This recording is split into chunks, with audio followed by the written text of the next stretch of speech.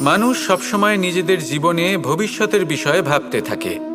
কখনো উৎসাহিত হয়, কখনো চিন্তিত হয়, কখনো স্বপ্ন দেখে যে আমি ভবিষ্যতে গিয়ে খুব বড় কেউ হব, কখনো কল্পনা করে যে আমি কখনো সেই স্থানে গিয়ে পৌঁছব।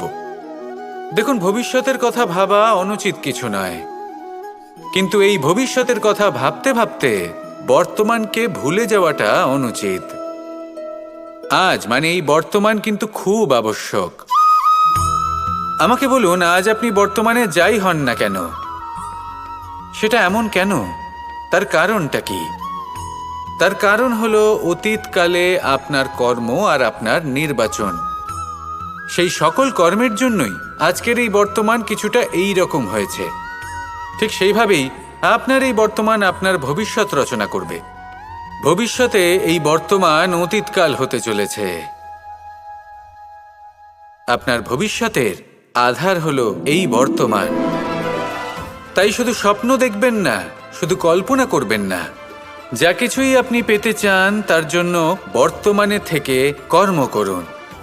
এই কর্মই আপনার ভবিষ্যৎ নির্মাণ করবে। আসুন আমার সাথে ভালোবেসে বলুন, রাধা রাধা।